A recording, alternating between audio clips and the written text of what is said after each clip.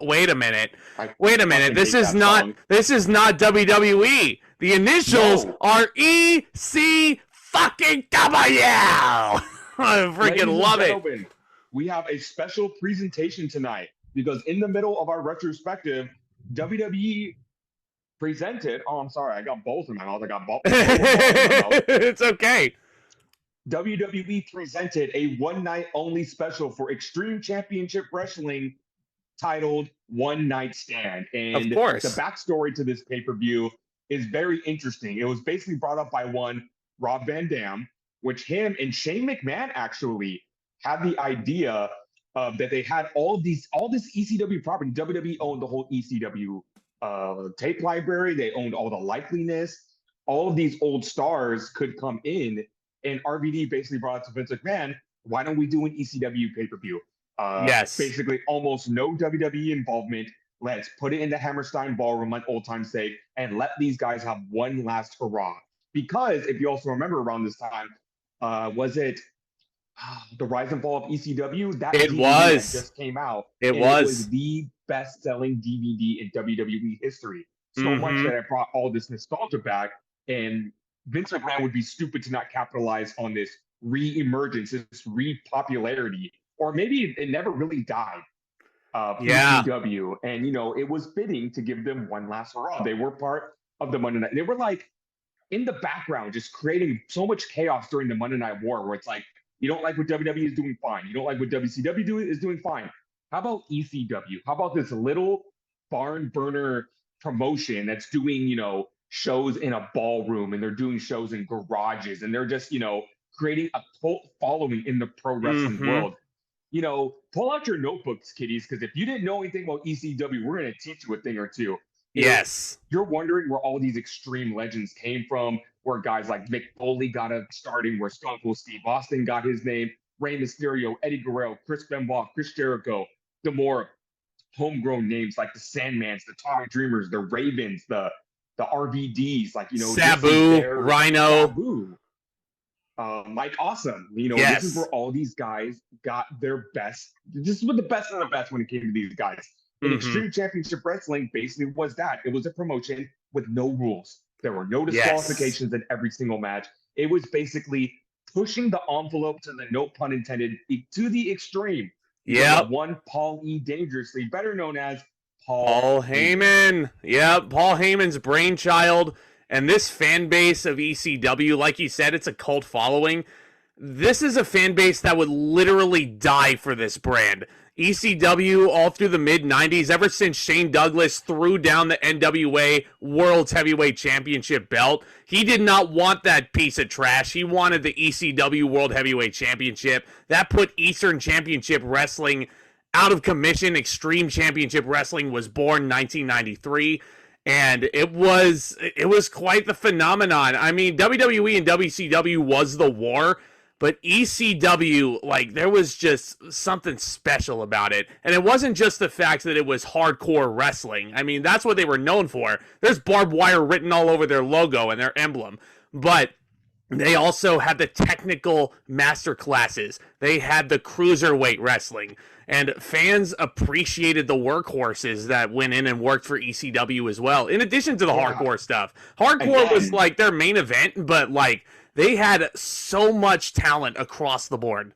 And it was crazy too how they could just flip the switch. Never have I seen professional wrestling matches where there were no disqualifications in the match, but not one weapon was picked up. Not not one low blow, none of that. It was just pure wrestling from start to finish. And it's like, you forgot that there were no disqualifications because it was just so good. Again, your Jerichos, your Benoits, your Eddies, your Rays, your Super Crazies, your Psicosises, your Tajiris, your little Guidos. It was such a phenomenon. And it was one of those things where it had a shelf life, but if you were along for the ride, it was a damn good ride. Yes. Paul Heyman even admittedly said in interviews, he knew ECW wasn't going to last. He knew it wasn't going to be in there for the long run, but it wasn't there. It's basically, they weren't there for a long time. They were there for a good time. And it was, it was amazing. Me, I was way too young to experience the ECW phenomenon, but how could I ignore the ECW chants? when we were younger. Yeah. How could we ignore, like, RVD and Taz and Rhyno and all these guys still in WWE? But we were hearing about this ECW, and we would see like commercials for it. We would see like the advertising for the DVD. I knew what ECW was, Yes. but I didn't know what it was. I did not order this pay-per-view because I just didn't know it was happening in the long stream. Like, it was brought up on TV, and there was one WWE storyline that is going to spill in there, but it was basically so they could sell the pay-per-view a little more. Yeah. But I don't know what was up with my parents. They let me order the show the following year. And even though it wasn't truly true to what this year is, it's the definition of the sequel is never as good as the first, but I got that ECW vibe when I ordered that pay-per-view next year. I love 2006's version, but nothing tops the original One Night Stand here. Mm-mm. This felt like an ECW reunion show. Like, I mean, it's WWE produced, but this felt like a true homecoming show. And, I mean, Shane Douglas would put on a couple of independent hardcore homecoming shows throughout 2005, but again, like, you didn't have, like, the WWE talent or the WWE endorsement, if you will, or the sponsorship. Vince McMahon allowed Rob Van Dam to put this on. And it's going to lead into a sad story when we get into what RVD is actually up to on this card. But, I mean... And just because I got to bring it up now, 5 years later, TNA would put on their own little ECW One Night Stand, and I know people don't like to give it too much shit, but I've watched the show and I've watched so many reviews. I don't fucking like it. I don't like it at all. It was like 5 years too late to the party. It was hokey. It was campy. It was just TNA so badly wanted to do an ECW show, but they couldn't. They couldn't even say ECW legally on the show, and it's just it's that redheaded stepchild that it's there, but it's like the ECW original One Night Stand was the manga. Then the following year would be the anime. TNA's version is the Netflix adaptation. Like, it is not even. It is. That's giving it too much credit. It's like a direct-to-DVD adaptation because Hardcore Justice is terrible. But some people appreciate it for what it is, but I just can't. I just look at it and just go like, guys, you are 5 years too late to the party. Yeah.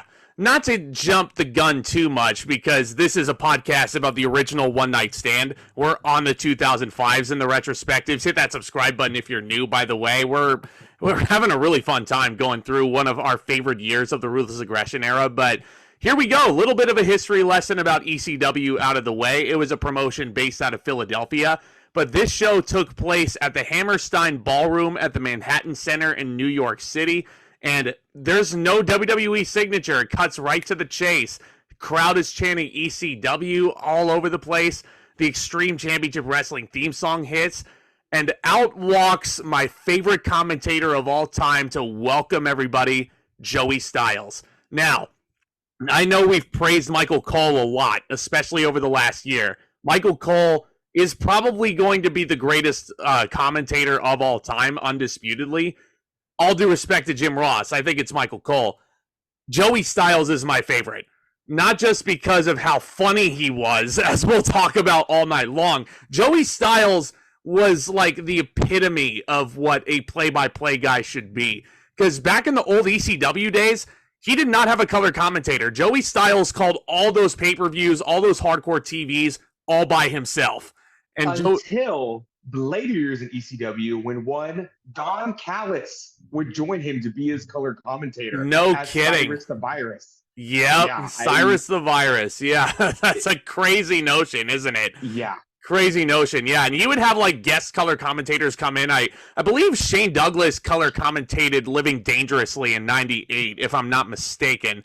But for the most part, it was Joey Styles all alone in the commentary booth. It was like He could carry a whole show on his own, and I feel like more than anyone else comes off like a radio commentator compared to everybody else, because his imagery and his descriptive usage of verbs and words about what the wrestlers are doing in the ring, it's like he paints a vivid picture in your head. Like, you don't have to be watching the match at all. And Joey Styles, the way he describes it and with the passion that he did it, like, you felt like you were there. And I think Joey Styles deserves all the credit in the world. And not to mention, as we'll talk about, he was fucking entertaining. And he goes out there, he gives a hug to the ring announcer. He's got tears in his eyes, like he can't help but look at this. The Hammerstein Ballroom, June 12th of 2005. It's the greatest night of this guy's career. And he shouts out his signature catchphrase like only he can. And I dare you to repeat it, Tomas. Oh my God! Oh my God! You know, you talk about Michael Cole and his "You Gotta Be Kidding Me" and his vintage. You talk about JR and his whipping of government mules, and you talk about all the great catchphrases. Joey Styles falls right in there. Joey Styles had his own "You Got to Be Kidding Me" as well. And here's the thing about Joey Styles. You know, I'm going to give him his flowers. Everything you said about him is true. He would get hired by WWE as a full-time play-by-play commentator from Monday Night Raw this year. And let's just say his commentary for Raw does not hit the same way as it did for ECW. No, good. Not a he chance. He had his moments. Not a chance. I just feel like the politics and just the corporate machine that was WWE really clashed with Joey. And Joey was not scared to say what he actually felt about WWE in his tenure with there. And, you know, you talk about your modern day Mauro Ranallo and JBL, like Joey and Jerry Lawler got into it and they had real life too. You know, to the point where Joey blew up on live TV and left because he didn't want to commentate with Lawler anymore. And it's just, it wasn't a good fit for him. You know, I appreciate WWE giving Joey the chance to be on Monday Night Raw. And he would go on to call a specific match at WrestleMania in 2006, which, you know, nobody else could call that match better than him. But, you know, it was one of those, it was good while it was there. It didn't translate well to WWE. Yeah. I don't want to depress myself too much because when he was announced as the guy who would be replacing Jim Ross on Raw, like I flipped out because I loved Joey Styles. And after I watched this pay-per-view, I went and I bought, I believe it was Path of Destruction on VHS. It was one of those compilations of old ECW matches. And I loved the hardcore and I loved the technical wrestling in there, but Joey Styles, again, on commentary, man, he hosted all those VHS compilations as well, and he did wonderful there. So Joey Styles welcomes the crowd to the show, and this is where WWE kind of has to throw a monkey wrench into the ECW equation, because Joey does not call this pay-per-view on his own, but Mick Foley is his color commentator, his co-analyst for this pay-per-view. I love Mick, but I agree with you, Tomas. I don't think Mick, I feel like this should have been Joey Styles going solo if you really wanted to showcase what ECW was all about. You know what? Foley is one of the greatest wrestlers of all time, but even here and when he becomes the color commentary for a short period of time in 2008 on SmackDown, Foley's not a commentator. He is not a good commentator. Like, there were points in this show where he straight up says, Joey, I'm going to let you take this because they're going to be doing moves that I've never even seen before. So I don't even know what to call that. Yeah. Famously in 2008, when Vladimir Kozlov would make his way onto the scene, but they were supposed to say, Kozlov is a trained Sambo fighter. Foley would say he's a trained Samba dancer. The following week on SmackDown, Foley said, I need to correct myself. Kozlov is a master at Sambo fighting. He is not a Samba dancer. And boy. I don't know why. That stuck with me. That lives rent-free in my head. That I'm like, Foley. Oh, God bless him. But could you imagine for you? Could you imagine Vladimir Kozlov as a pro dancer? I mean, we saw it. Yeah, but anyway, Mick Foley is the color commentator. I think they proved to be a good enough team as it sits. But again, I mean, Mick Joey is carrying 95% of the workload. Yeah, totally. But there's no video packages really, except for a couple of highlight packages kind of educating the crowd as to what ECW was and the anarchy that it was. Yeah, if for some reason you decided to spend $50 on a pay-per-view for a promotion you never watched. Yeah, I did.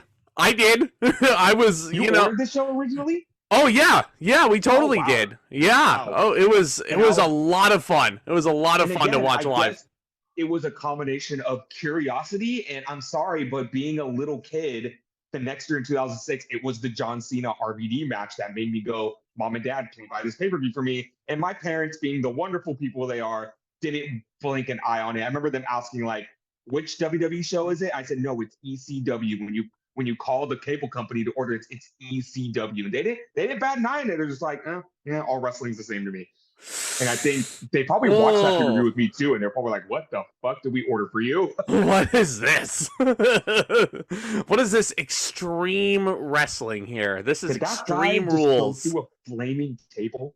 Damn right he did. Damn right he did. But we're not at that point. There's 7 matches on this card, and I feel like this is a perfect variety show, just to kind of showcase every little small thing that ECW was all about. And granted, like Tomas mentioned earlier, no disqualifications in every single ECW match, but there's matches like this opening contest where you kind of forget that there's no disqualifications because it's technical mastery and great athleticism. It's a great combo of the two because we have Lance Storm going up against Lionheart Chris Jericho one-on-one. Yes, Jericho did come out to his WWE music, but props to him, he went all out with the gimmick, and he wore the old school Lionheart gear on this card, and I think this was a perfect match made in heaven here, mainly because Lance Storm and Jericho were each other's first opponents, and fittingly enough, this is Lance Storm's retirement match here in this opening contest. You know, Storm is the type of person that would want to quietly go out in the wings this way. He didn't make a huge deal about it. Nobody even knew until Joey Styles mentioned it on commentary that Lance Storm plans on this being his last match, and what a better opponent, Chris Jericho. This is where we have to get the depressing part out of the way. Lance Storm was originally scheduled to wrestle Chris Candido on the show. Unfortunately, 2 months earlier, I don't want to be wrong about this. Did he take his own life? No. So what happened no, Chris Candido. I'm thinking of Canyon. Yeah, you're thinking of Canyon, and you're thinking of someone else on this card. But Chris Candido wrestled a match at TNA Lockdown in 2005. It was the opening tag team match, and he took a bump the wrong way. It was a drop kick, I think, and he snapped his ankle, and he got surgery, and he flew home, a couple days after having surgery, and he ended up having a blood clot and died. So it's so unfortunate, but rest assured, the crowd would not let Candido get missed in the show because throughout the entire night, you get your Candido chance. And Chris Candido was a fantastic wrestler.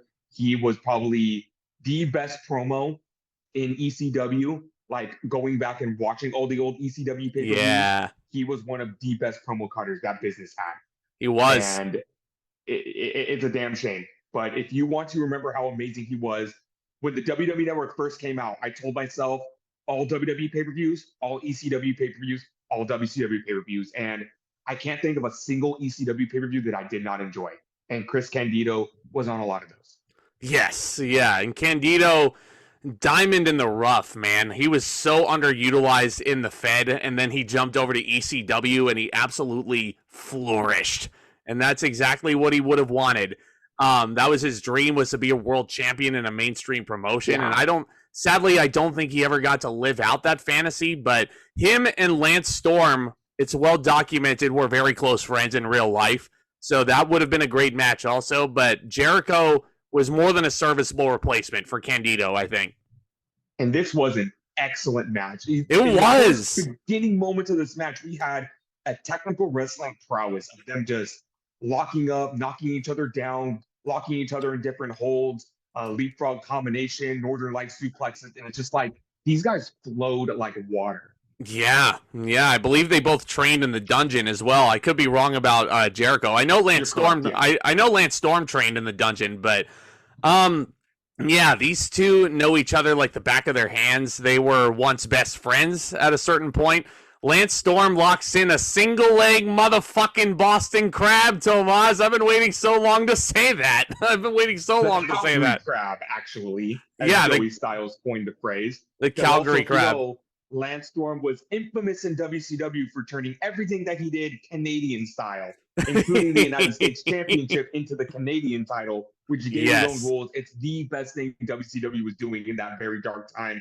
But the single leg Calgary Crab. And this is one thing about the show that you mentioned earlier that is going to be a constant nagging thing on this show. And that's WWE just has to slip in, like, hey, you're using our guys. we're going to use our guys. We're not changing their theme. There's some themes that clash. We're not going to change their gimmick, except for Jericho. I think Jericho was the one exception. But the ECW crowd was very vocal in letting us know that they didn't like WWE trying to... Did not like WWE stuff. WWE was not welcome around these parts, aside from the music, even though they were very respectful towards Chris Jericho. There were loud chants of "fuck John Cena" in the crowd during this match. I'm just like, the dude got started. What did John... The following year, it makes sense, but... What did John Cena do to offend you, ECW fans? What did he do? He had a bloody brawl with JBL and Judgment Day. What the fuck did he do? What? He hasn't done anything yet. Better yet, what more do you want from him? Again, next year, I understand it. Here, I'm just like, holy shit, let the guy cook first. Right? It should also be noted that Lance Storm was also accompanied to the ring by a very pregnant Dawn Marie at this point, and she was very much covered up, and the crowd chanted some not-so-flattering things at Dawn Marie, but... I mean, they always chanted she's a crack whore at the female valets, and it's like... And I was going to say, Dawn Marie's character got the treatment she deserved. But don't worry, she did not take any bumps on the show. Even though back in the day, she was known for getting down and dirty, taking some gores, taking some DDTs from Tommy Dreamer, taking some cane shots from Sandman. The ladies are going to get a lot of credit on this show because even though there were no women's wrestling in ECW, there were 3 pioneers that went in there and they took fucking bumps like no other. Dawn Marie's one of them. I did not know about Dawn Marie's time in ECW until I watched these old pay-per-views, and honestly, it gave me a new appreciation for her. Yep, same here. Dawn Marie got her start in Extreme Championship Wrestling, and it was great to see her back with one of her mentors, or not mentors, yes, but what's the word I'm looking for here? One of her clients. Yeah, there it is. One of her clients. Lance Storm is one half of the most popular tag team in ECW, the Impact Players, with Justin Credible. And Justin Credible would make his presence felt in this match. This is one inconsistency I didn't get about this show with ECW. There are no disqualifications, but Dawn Marie still felt the need to distract the referee so Credible could come in and get his interference. Yeah, and Jericho fights off Justin and his brother Jason Credible. Jason apparently gives Joey Styles the hives anytime Jason comes near him or walks past him. And as Chris Jericho is rolling up Lance Storm, for some reason Joey Styles feels the need to say, I'm itching, I'm allergic to Jason. It must have been an old ECW gimmick that I don't remember, but must have been. Justin cracks Jericho over the skull with the yes. And Storm rolls up and gets the pin. It's an excellent match, and Joey goes on afterward to say, like, is this how Lance Storm wants to be remembered? I kind of it was Foley. It was Foley that said that. No, Foley was laying it into Lance Storm on commentary, and he was like, man, if this is your last match, that's the way you want to win? That's not how you do it. You know what? I kind of respect it because Lance Storm probably came up with the idea, everybody gets the big emotional send-off. They put the guy over. What if I quietly announce my retirement? And then what if I win? And then on top of that, I cheat to win. Yeah. I win by cheating in my retirement match against my former best friend. And you know what? Lance Storm is a goddamn genius because I loved it. Yeah, he is. If I could be serious for a minute. But Lance Storm does the nostalgic Impact Players pose with Justin in the ring for the crowd pop. They show their appreciation. This is a good match, man. I'm going to give it, you know what? Actually, because of the finish, I think I may give it 3 3/4 just because I kind of wanted it to go a little longer. And I also feel like the referee being distracted by the kendo stick shot might have been a little bit too extraneous and like WWE kind of slipping their little tropes in there.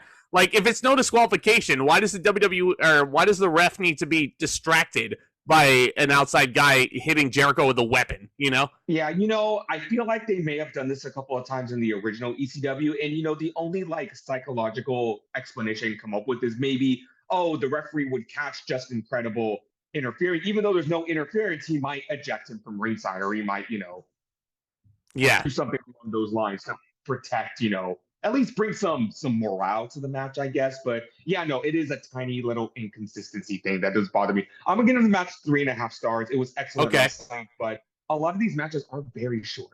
They are, yeah. It's a very zippy show in terms of in-ring match time. But Lance Storm and Jericho had a great match. We cut to the back, and there's Pitbull #1, who basically is the introductory man into the ECW Remembrance video package, showing guys who passed away before One Night Stand actually aired.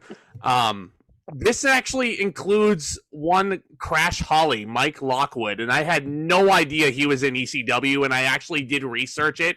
He was in ECW for a very, very short time, and he was recommended to try out for the WWF, basically, you know, on reference from his work in ECW.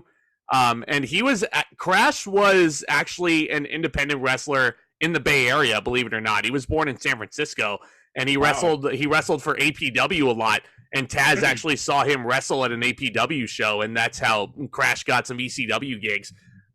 Which awesome. That's so crazy. Yeah, it gives me a newfound respect for Crash Holly that I didn't have already. I had respect for Crash, but it's just like the fact that he was local and close to where I'm from. Like, yeah, that just makes me love him even more. But you also had names like the Sheik in there, the original Sheik, Terry Gordy. Of course, Chris Candido was the last name that was shown, and the crowd erupts for Candido, and deservedly so. Deservedly so. Yeah, so a beautiful video package to show our fallen warriors of ECW. And I hate to compare, but this is just another reason why when you don't have the resources to do something like this, TNA tried to do the same exact thing. But again, since WWE owns all of the footage to ECW, they literally could just use home photos and home videos. Like, they had to go up to all the wrestlers and be like, hey, do you happen to have any photos of you and so? And it's just like, it sucks when you don't have the production value. It doesn't come off as well as it can be. Yeah, for sure. But we go into our next match, and it's a pretty exciting one, Tomas. If you like cruiserweight wrestling, that is. I know you like cruiserweight wrestling. Absolutely. This is a three-way dance, and Joey Styles goes on to explain this is not like a triple threat match. A three-way dance is basically an elimination triple threat match where the match will start with 3 people. Once somebody gets pinned, the match will continue a one-on-one style until somebody gets the win. It is international warfare. It's super crazy. Battles Yoshihiro Tajiri and Little Guido. Yoshihiro Tajiri is better known as Tajiri to us. He wrestled with his first name in ECW, and Little Guido is better known as Nunzio. Little Guido, this is where Little Guido got his claim to fame, as being part of here. And the original, let me remind you, the original full-blooded Italians with Big Guido, Tracy Smothers, JT Smith, and Tony Mamaluke. Well, time out. Joey Styles actually mentioned while Nunzio Little Guido was making his entrance, he was like, Little Guido is Italian. Big Guido is 100% Italian. Tony Mamaluke, Tracy Smothers, and JT Smith couldn't find Italy on a map. And I was like, what did he say after that? I actually don't remember. Oh my gosh, I don't remember the full line, but it was pretty damn good, saying he asked Tony Mamaluke Tony Mamaluke came up to Joey Styles and asked him if an innuendo was an Italian suppository. And the way Joey delivered that line, again, flowed so fucking good. That's why he's so funny. You see why he's entertaining, right? You know? He just throws little quips like that in there. Oh, Tajiri is also accompanied to the ring by the Sinister Minister, better known as Father James Mitchell in TNA and Mikey Whipwreck. And then Mick Foley brings up a very interesting fact that I didn't know. And that's that everyone in this match, except for Super Crazy, was being accompanied to the ring by a former tag team championship partner of Foley. Apparently, he used to be ECW tag team champions with Whipwreck, and he teamed with Smothers. Yeah, he teamed with Smothers in Japan, and they were the All Japan tag team champions. But I'm just like, holy shit, those are some random tag teams. Foley and Whipwreck, Foley and Smothers. Right. I mean, it's also great because the commentators don't have Vince McMahon in their ear the whole show, so they can actually educate the audience on their knowledge and basically pass along whatever nerdy wrestling knowledge they have to the viewer. So, you know what? It's every awesome. single tag team Foley was in was a random tag team. Yeah, the Rock and Sock Connection, that was a random tag team, wasn't it? It's the greatest random tag team of all time, though. Yeah, better than Booker T and Goldust? Okay. Okay. For sure. Rock and Foley are my favorite of all time. Yes, But me too. Goldust and Booker are probably a close second. Yeah, Rock and Foley, yeah. That's my favorite random tag team. Yeah, I love it. So yeah, these three go in there, and I don't even have the match time in front of me, but they didn't get very long. It was like a 7-minute... 6 minutes. Wow, yeah, and they had to do 2 pinfalls in 6 minutes. It wasn't really like... I mean, again, I feel like if these three got more time to really build up to these eliminations and the interference didn't feel so rushed from everybody, because the FBI basically rushes into the ring and they start attacking Tajiri. They start, like, you know, hitting their finishers on Tajiri. Super crazy. The only guy out there with nobody to accompany him is fighting all the FBI members off. They go into the crowd. In WWE, he's a part of a faction that I'd rather not, because you take the three of the greatest luchadors of all time, and you put them in jumpsuits, you put them in janitor outfits, and you put them on lawnmowers, and you call them the Mexicools. Stay tuned for the Great American Bash review. But in any case, yeah, super crazy. I'm glad you mentioned. I freaking love this guy. And one of the matches on that Path of Destruction VHS tape that I had was super crazy, and Tajiri in a different 3-way dance from, I think, November to Remember 99. That was with Jerry Lynn, not Little Guido, and that's a freaking great match because those three actually got time. You know, these three went in there and they did what they could with 6 minutes, but the match is only really remembered for the spot that Super Crazy has in the crowd. Do you want to describe this for the viewers who might not know how actually super crazy this guy is? Yeah, did you know he's super? He's crazy. Don't remind me about that. Don't remind me about that theme song. Do not remind me about that soundbite. Fucking ruined him. They took this guy. They saw this guy like, wow, everyone really liked him in ECW. Let's fucking ruin his life. Anywho, that's Vince McMahon for you. They're all brawling in the balcony area, and Super Crazy climbs to one of the top balconies and does a fucking moonsault, and that is something ECW is known for. Like, you thought the crazy shit you see today, like Kevin Owens doing the Swanton Bomb or Sting jumping off a balcony. No, these guys, it wasn't this intense, but there were some ECW shows where guys are fucking jumping off of scaffoldings and they almost fucking killed each other. But, you know, Super Crazy lived up to his name with this spot with a gigantic moonsault off the balcony. Yeah, nailing the entire FBI. Little Guido is brought back into the ring, and Mikey Whipwreck nails Guido with the whippersnapper, his finishing maneuver. And Tajiri, referee distracted again. It's very weird. Very weird. It's like WWE has to get their hands dirty and distract the official, you know, so that the illegal interference, you know, like ECW had no disqualifications, but anyway, Tajiri stacks up Guido and eliminates him, so it's down to Tajiri and Super Crazy. It's really nothing all that spectacular. These guys do what they can with the 3 minutes they have left, but Super Crazy hits 3 moonsaults, one from the first turnbuckle, one from the second turnbuckle, and then finally one from the top rope, and he pins Tajiri that way. And Super Crazy, again, the guy who had 0 men accompany him to ringside, is the guy who ends up pulling out the victory. Yes, this was a very, very, very fun match. There was a point I wanted to bring up.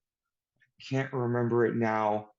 Oh, yes, this would be one of Tajiri's last appearances in anything WWE related, because he's on his way out of the company, and that makes me sad. I had, you know, throughout this retrospective we talked about, I had a lot of memories with Tajiri. And this is kind of his last hurrah here in WWE. He would return, believe it or not, 11 years later, a part of the Cruiserweight Classic in WWE, and he did sign a contract. Unfortunately, like a couple weeks into his run, he got injured again, and he opted to not sign that full-time deal with WWE. And I'm just like, damn, we almost had the second coming of Tajiri, and it was the rug was pulled underneath us, and that made me sad. I still think about that. I'm like, shit, we were supposed to get Tajiri back in WWE. Tajiri ruled, man. Could you imagine him versus Shinsuke Nakamura? Oh, fuck yeah. Oh, yeah, that's a dream match and a half. But Yeah, so Super Crazy beats Tajiri here. He wins the three-way dance. I'm going to go ahead and give it 2.5, mainly because it was fun enough. And, like, I'll elevate it a couple points for that big moonsault on the outside. But, again, these guys just didn't get enough time really to, like, wow us. You know what I mean? They did what they could with the time they had, but it wasn't enough. I'm going to give it 2 3/4. It was for that moonsault spot alone. That was excellent. And it was just super fun and super crazy to watch this match. Yeah, and stay tuned for more 2005 going into 06 and 07 when Vince McMahon makes us feel terrible about loving Super Crazy, but yeah. I freaking love Super Crazy, but watch his ECW stuff. Don't watch his WWE stuff if you want to make yourself feel better. But what was this next match branded as? It was Extreme Lucha Action, is what it was. ELA. That wasn't the actual acronym, but anyway. Call it that? No, thank God it wasn't called that. But it is Rey Mysterio Jr. going one-on-one with Psicosis. Now, for those of you who are well-versed in Lucha Libre history, Rey Mysterio versus Psicosis is a match that has happened hundreds of times. And these guys always knock it out of the park. But I don't know what it was about this match, because it feels like this was close to the bottom of the barrel for these guys. For some reason... I'll tell you, yeah. I know exactly 2 things about this that, like, just watered it down and ruined it for everyone. Number 1, Psicosis took off his mask. He did. He sure did. That pissed everybody off. Mm-hmm. Like, even Joey Styles went into the importance of the Lucha Libre, you know, the lore and, like, the luchador's mask. And we all know how important the masks are. They're, like, looked at as deities in Mexico, and, like, you never remove your mask unless, you know, you lose a match where you're forced to, or if you take off your mask, you're pretty much done. Like, you know, luchadors are looked at as like superheroes in Mexico. Yeah. And it is just like so sacred to never take off that mask. And if your Psicosis comes to the ring and just, no mask. Yeah, shows his face to the crowd, who then tells him to put the mask back on. And there's so many chants of put the mask on. And Foley actually has a pretty funny quip about this chant. He's like, oh man, that must make Psicosis feel bad that his face isn't appealing enough. They're telling him to put the mask back on. And then the other thing, the fans like Rey Mysterio Jr., which he was announced in the ring as Rey Mysterio Jr. A fun he was, but they don't like his theme song. They do not like the 619. They do not like WWE Rey Mysterio. I don't know what it is. They could not look past that he was a WWE guy, and for some reason, they fucking hated the 619. They thought the 619 was the stupidest, hokiest, most WWE thing you could ever see in your life. Man, I hope they never sold the people's elbow. Right. Well, what was his 619 is a much better finisher than the people's elbow. What was Mysterio's finisher in WCW? I don't even remember. Maybe what was it? Frankensteiner? Yeah, it was like the Frankensteiner or a West Coast Pop variant, but yeah, no, the West Coast Pop was probably closer to his classic finisher, but yeah, no, he hits this. I mean, the crowd is like, they're chanting "put the mask on," but besides that, they're kind of dead for this match. It's so bizarre. I like this match. I really dug this match. These two clicked so well. Okay. It was okay for them. Yeah, it was fine. You know, they definitely had much better matches in the 90s, but this was this was WWE Rey Mysterio against the guy that the WWE audience had probably never seen before in their life, and that was certainly the case with me, because as an 8-year-old kid watching this, I was like, who is this guy Rey Mysterio is wrestling? Like, I was too young and innocent to understand the importance of this. I don't know who booked these matches. Maybe I can do a little research later, but I sure hope it wasn't Vince booking this finish. It sure felt like he did, because Rey delivers the 619 of the West Coast Pop, and the crowd hates it. And I'm just thinking, this may have been the one time Rey does not use the 619. Maybe it might have been. He should have read the room, and maybe him and Psicosis could have called an audible, just like, I'm not going to do the 619. Yeah. Climb to the top rope. I do a super Hurricane Rana, and I'm going to pin you that way. Yeah. Well, the crowd does wake up when Psicosis delivers a really sick-looking guillotine leg drop off the top rope to the outside as Rey is draped over the guardrail. That was cool. That was really cool. There was also a point where Mysterio flies into orbit over the top rope into the first row and hits Psicosis with a Meteora-like maneuver. Where was Michael Cole to call that? But, yeah, no, the crowd didn't really get much into this. They hated the 619. West Coast Pop was hit, and like they didn't hate the West Coast Pop as much as I think you're letting on, because Rey Mysterio pins Psicosis with the West Coast Pop, and the crowd politely applauds for the end of the match. But I don't know, man. I really don't know how to rate this thinking about it, because I remember this is a Dream Lucha Libre match, but I was expecting this thing to be so much better than it was. I gave it 2 3/4. 2.5 stars. Yeah, 2 3/4. I dug the wrestling, and it's like, yeah, they hated the 619, but how can you not pop for some of the stuff that Rey was doing in the ring? Like him and Psicosis just flowed so well. But again, it's just, we're gonna do an ECW show, but he's still gonna come out to the music, and he's gotta do the 619, and just remember, I'm putting on this show, so what I say goes. I'm sponsoring you. Don't forget that. But yeah, no, pretty like. Honestly, this is probably the most disappointing match on this show, considering who's involved and how many times they've wrestled each other. The crowd just could not leave Psicosis alone for unmasking in front of them. But yeah, stay tuned for more Psicosis, because he is a part of that Mexicools faction as well. But this is actually a pretty important part. Speaking of WWE stories, Rey Mysterio is celebrating his win, and he kind of stops himself. And he perks up and he looks out towards the crowd and he looks pissed. And the camera cuts to the crowd shot. And there you see Kurt Angle leading a bunch of anti-ECW Crusaders, as they're known. Basically, this is a big coalition between Raw and SmackDown of dastardly heels. Raw is led by Eric Bischoff, of course. SmackDown is being led out by Kurt Angle, which makes all the sense in the world. Kurt Angle is showing off the fact that he's got a ticket to the show, and all the Crusaders are sitting up in a balcony. Yeah, talk about a crusade. Yeah, we bought tickets to your show. That'll teach you. That'll teach you. We gave money to the promotion.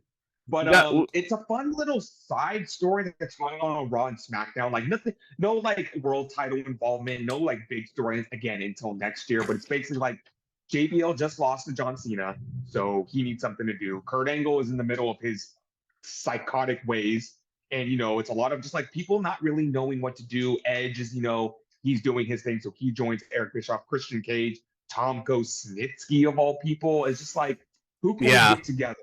The SmackDown side is a little more interesting, because there's a point where Kurt Angle is going on his anti-ECW rave, and he wants to recruit Taz, who is SmackDown's color commentator, but at the same time, he is the heart and soul of ECW. And Kurt Angle tries to recruit him, and it leads to Angle nailing Taz with a gnarly chair shot on the SmackDown leading into One Night Stand. And it's just like, Angle just did that awkward shit with Booker T, but at least he kept the energy going into this anti-ECW storyline. Yeah, and this will be important for later. But the SmackDown guys make their way up into Jerry Lawler.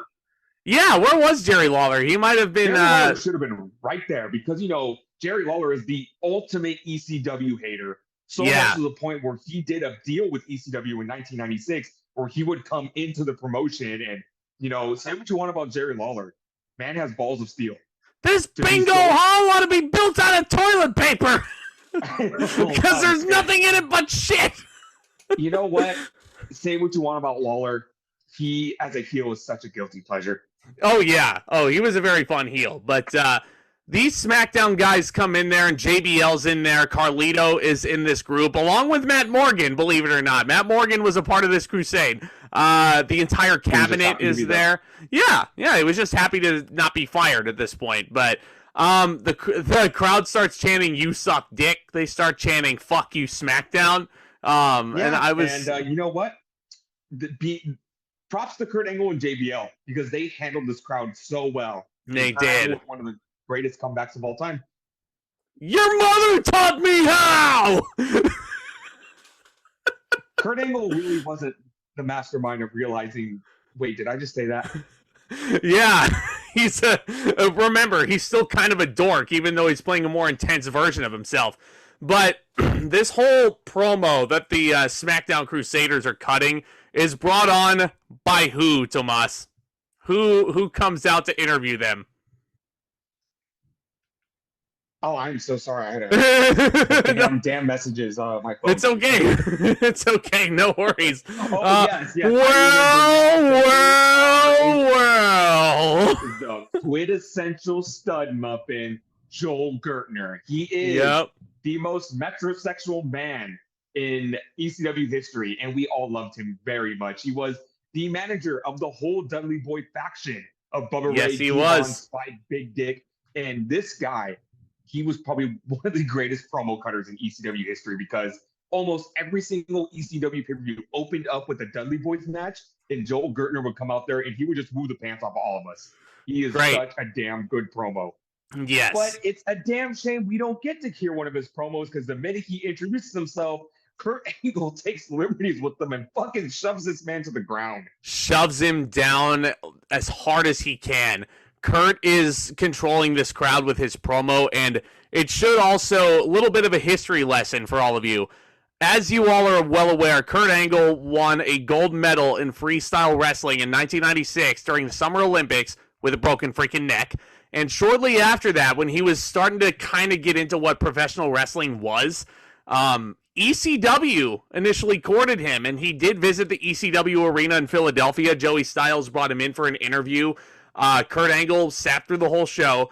The main event was Raven versus the Sandman, and that ended with Raven crucifying the Sandman in the ropes, and Kurt Angle, being a very Christian man, was offended by this and decided never to go back to ECW again. So Kurt Angle mentions in his promo, last time I was at an ECW event, I walked out because it sucked. And, that was for shoot. That was for shoot. Kurt did not think that ECW was appealing at all, which is hilarious thinking about next year. Is putting it lightly, considering what Angle saw at that show. But JBL then gets on the horn, and he starts cutting a promo about, the only reason why this show is all sold out is because I, JBL, am here.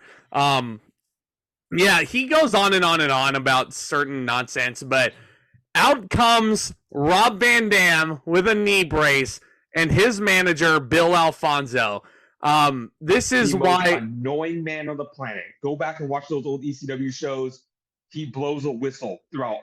And not only was he RVD's manager, he was Sabu's manager too. So if it was an RVD or a Sabu match, get ready to hear that damn whistle. He blows it all night long. Well, Bill Alfonso was, he started off as a referee, I believe, a heel referee, and then he became Rob Van Dam's manager because, believe it or not, RVD worked heel a lot of his ECW run.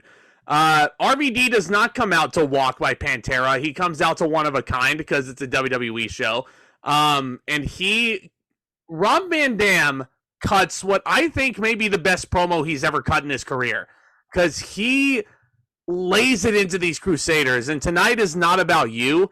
And he goes into the background about, he basically is educating the audience about what he was in ECW. I'm shooting from the heart. I'm going to take you back to a time before RVD's vocabulary was limited to whatever and cool.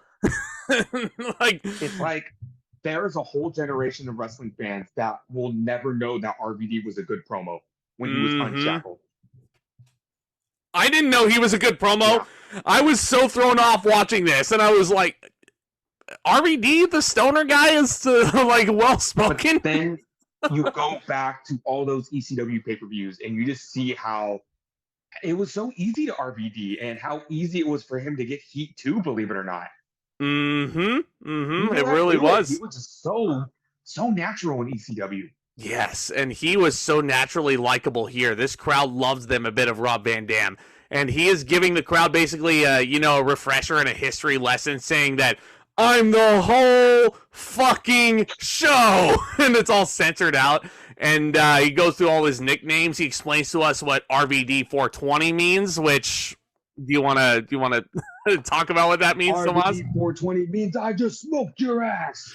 Of course it does, because he's he likes that Mary Jane. Rob Van Dam also, he also asks Fonzie, his manager, how long he held the ECW World Television title for. 1 year, 11 months, 18 days, 2 hours, and 42 seconds, Daddy.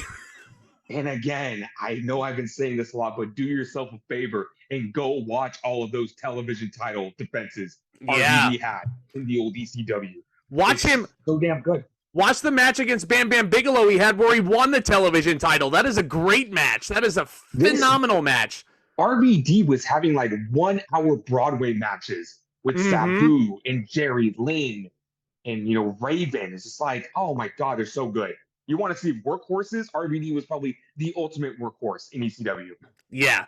So as you mentioned, those matches where he would wrestle Sabu and Bill Alfonso would accompany RVD in the ring, and then he would run to the back just so we could enter with Sabu as well. Yeah. ECW could tell a story too. They really could. They really could, man. And you see why the crowd absolutely loved them some ECW.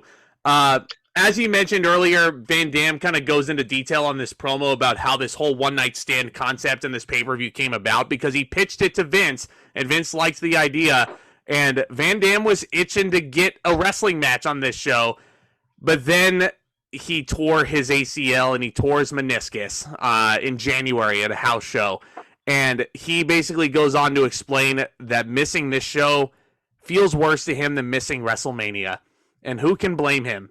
Who can blame him? Because WrestleMania, that comes once a year. Yeah. This ECW One Night Stand, at this point in time, it was going to be the only one. Yep. Yeah. But let's just say, RVD, just wait it out. Because 1 year later, it'll be worth it. You really, really felt for the guy, for sure. But he says Rob Van Dam is ECW. He is ECW. And he's interrupted by Rhyno, my dude. The final ECW World Champion nails nails Van Dam with a gore. Oh man, could you imagine if Rhyno hit himself with the gore? Yeah. So Rhyno hits Van Dam with the gore. He starts attacking him. He starts ripping his knee brace off. The fans start chanting. They start chanting for who, Tomas? And the lights go out. Sabu. Not only Sabu, I've been waiting so long to say this, the homicidal, suicidal, genocidal, death-defying Sabu. And saying those 3 words now, I'm like, I remember when Sabu was in WWE, and I would say that all the time. I'm like, what the fuck is wrong with me? No, what is wrong with you? To one of my friend's moms, and she goes, genocidal? What's so genocidal about Sabu? So you're telling me Sabu wants to kill himself, kill other people, and then kill a specific group of people? See, he wants to kill himself, he wants to kill Rhyno, and then he wants to kill the entire crop of Dudley faction over here. That's what makes him what he is. Because remember, the Dudleys were a big faction, right? Rhyno showing up just reminded me of his days as the Rookie Monster and how he was just a hired gun for anyone that needed help. And he would just rip through people like no other. And he still had it here. He looked good. Yeah, Rhyno looked freaking fantastic. I don't know why WWE felt the need to release him before this pay-per-view. They didn't know what they had in Rhyno. They should have. I said it. I said it.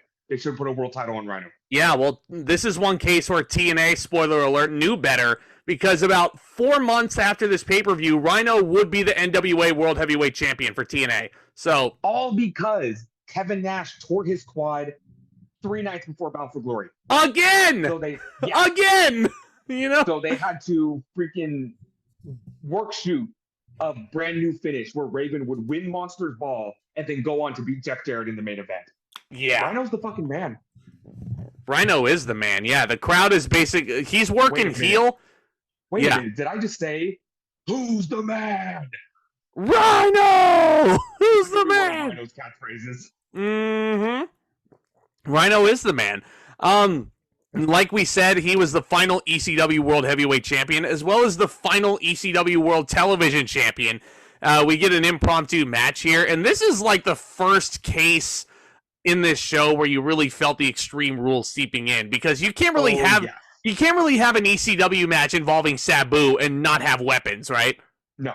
Like, this man was the master of throwing a chair at people's faces, and then probably what I think is the coolest name for a move, the triple jump Arabian moonsault.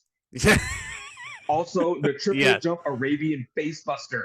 Yes, yeah. So leap off a chair, leap off the ropes, and either do a moonsault or a leg drop.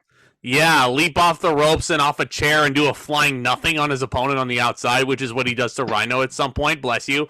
Rhyno is working heel in this match, and the crowd is chanting, "You got fired," which is very mean. Like, don't do that. Don't make fun of a wrestler for losing their job. Don't ever do that. But yeah, Sabu and Rhyno work a pretty fun little match here.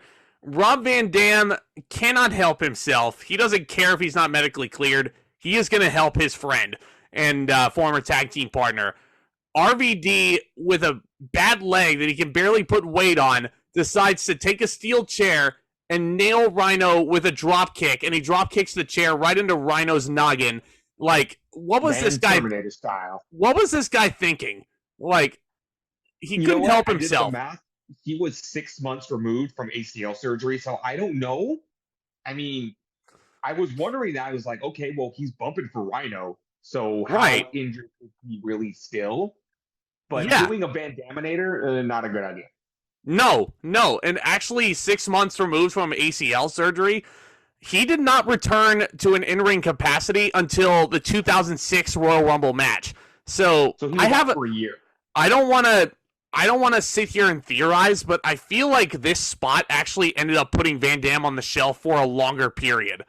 But knowing Van Dam, he's probably like, worth it. Whatever. Worth it, dude.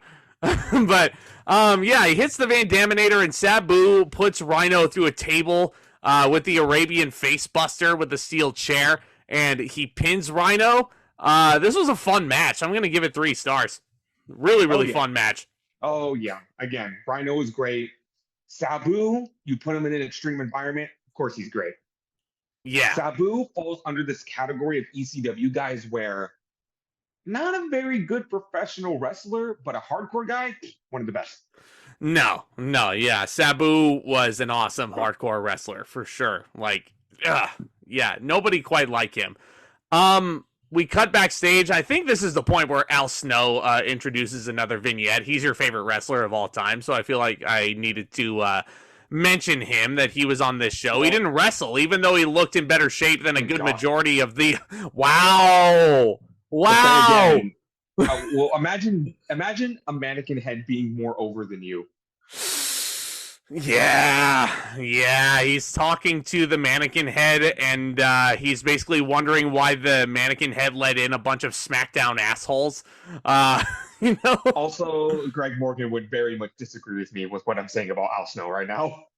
Okay, yeah, it's God damn. But this is the point in the show where Eric Bischoff's crew enters the arena. And you have Christian, you have Tyson Tomko, you have Maven.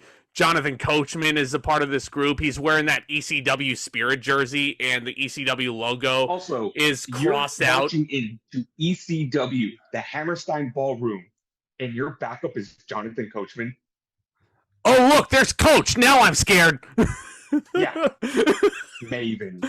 Yeah. Okay, Snitsky I would be afraid of. Uh-huh. Tomko. William Regal. Cage.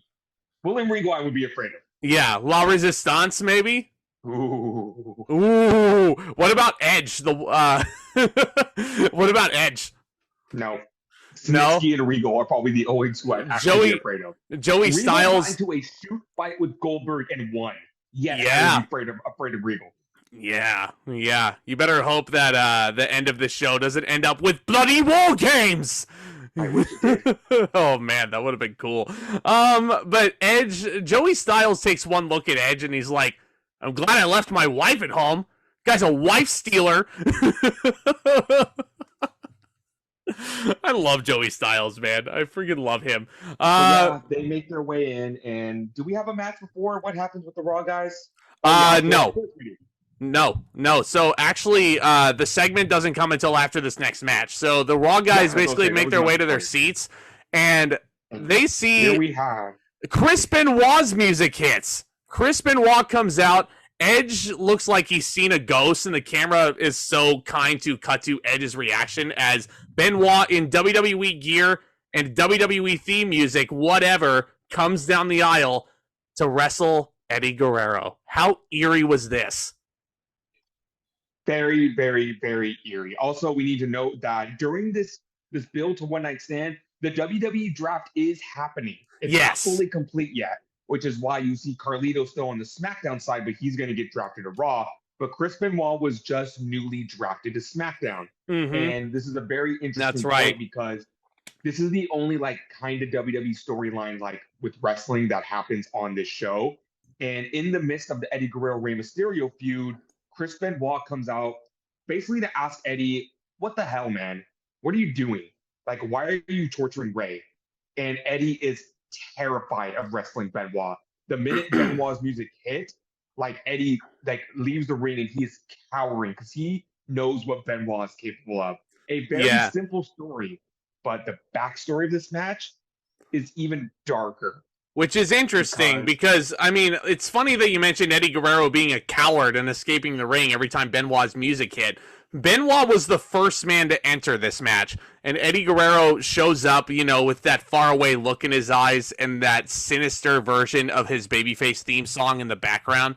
Like, chilling looking at this guy. And you want to know what's even more chilling, Tomas? I don't know who did this. I mean, I hope this isn't taken down off of YouTube, but somebody actually recorded Eddie Guerrero's entrance from the Hammerstein Ballroom that night, and it's somewhere on YouTube.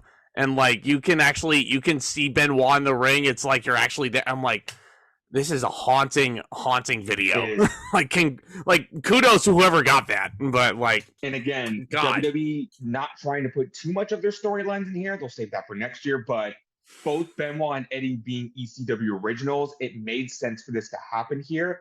But this match has a lot of real life heat because this was a shoot match. This was a shoot match. Benoit and Eddie were very mad at each other going into this match, and when they were mad at each other, there was zero chemistry. This was 5 months before Eddie's passing. There's a even more haunting image very early on in the match where Eddie Guerrero rolls out and he's got to take a breather. And he's out there for a good minute at least catching his breath. And I'm like, oh my God. I was too young to not see that he was having problems. Even here. You also realize, considering Benoit's mental health after Eddie died, who knows how much it was weighing on him that literally months before he passed, he was getting into petty fights with Eddie over some irrelevant stuff.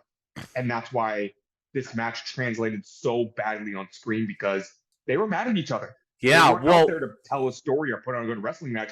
They were out there to fuck each other up. Even then, it was still a fantastic match because anytime you put Chris and Eddie in the ring together, like Joey Styles and Mick Foley were saying it was an honor to call this match because there was a line that Joey had on commentary where he was like, you know, it's fitting that Benoit and Guerrero have a canvas underneath them because both of these men are technical artists, and I am honored to be sitting here calling this match.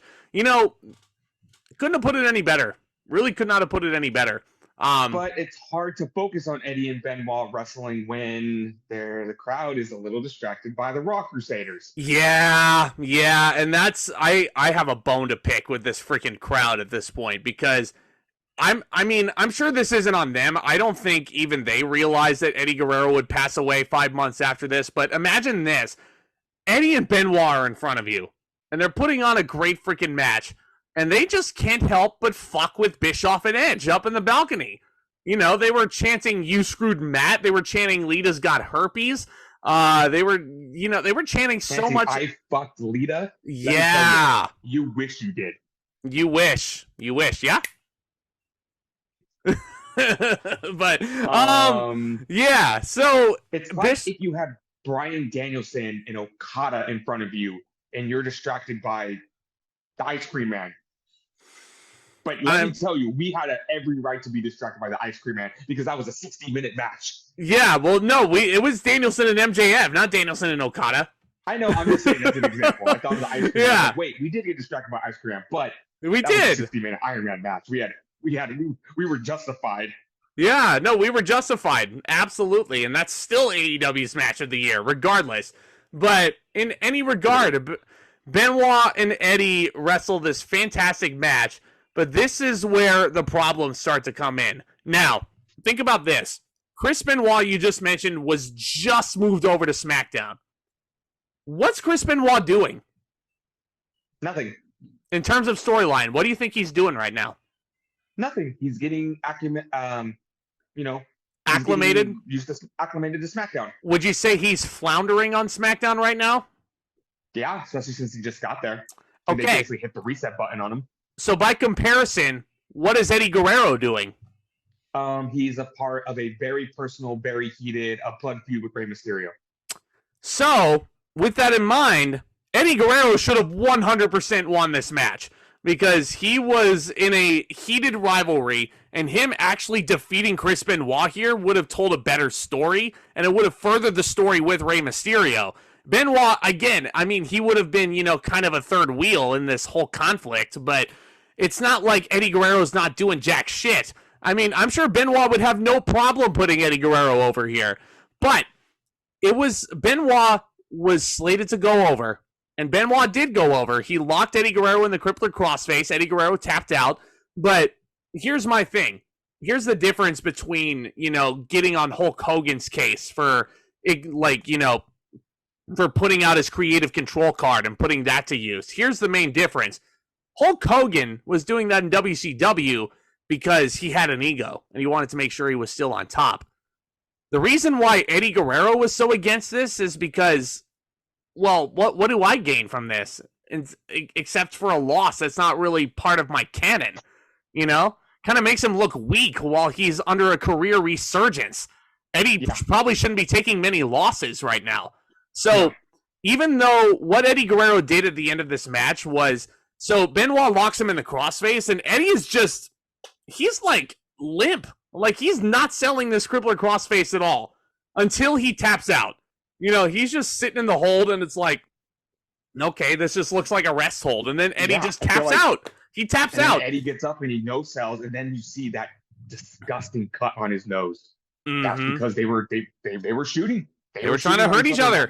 They were trying to hurt each other. So, and correct me if I'm wrong, didn't the fight continue backstage? I don't think so.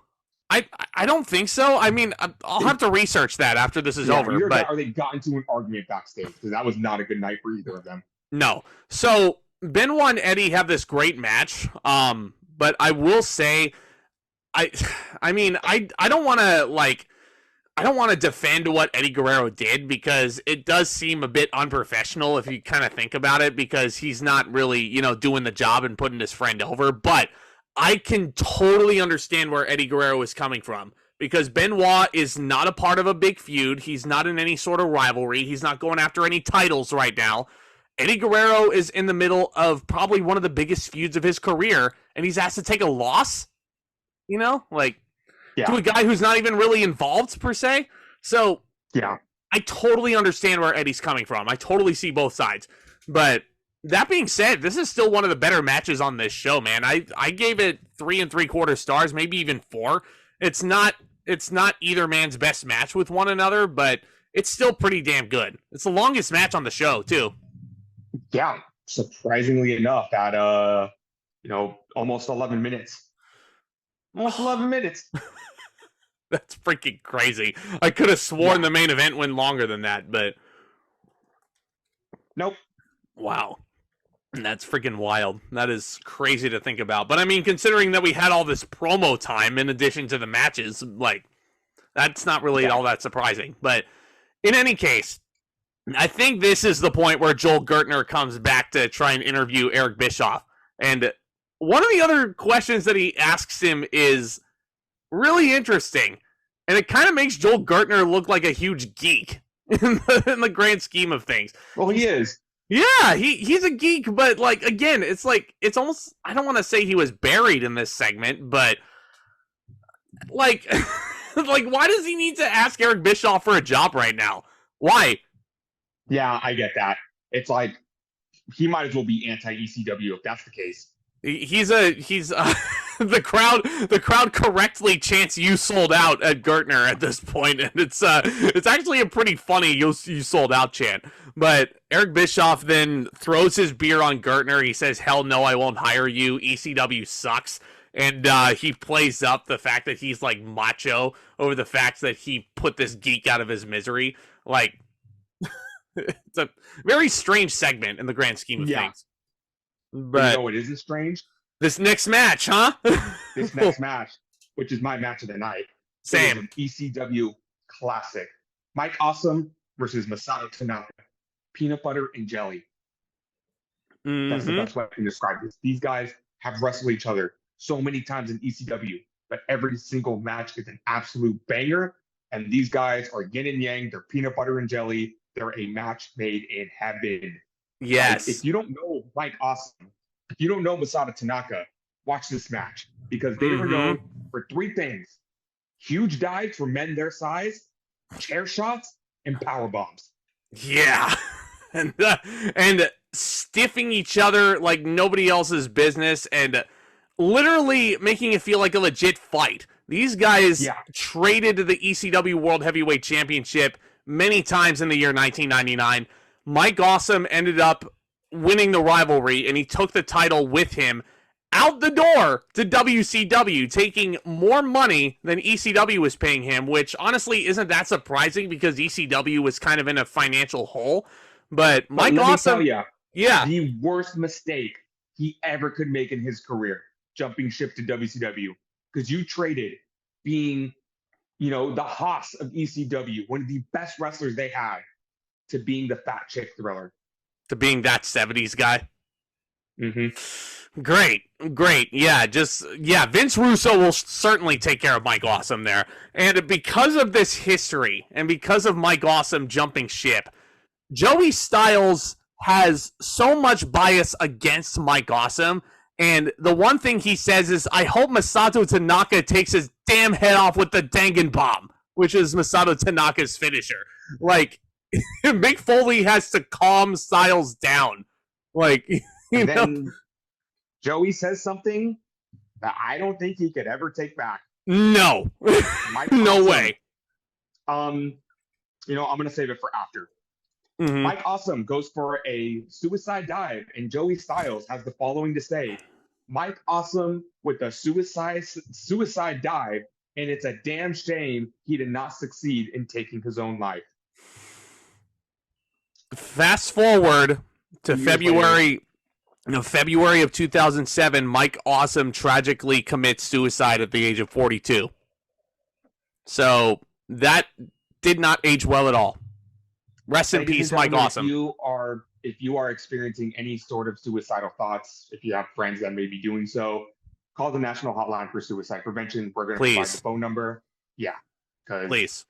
Holy hell, Joey Styles. You were like at a 28, and you need to bring it down to a 2. Mm-hmm. And he eventually does calm down. They start, he starts, I'm going to call a wrestling match. Mike Awesome with a spine buster. Down goes Tanaka. I'm like trying to... Like, okay, Joey, you can be mad, but there is a limit, and you went way up to the stratosphere. Yeah, big time. But fuck down. God, that one line was not enough to take away from how much I enjoyed this match. And even just rewatching it, like, I had so much freaking fun.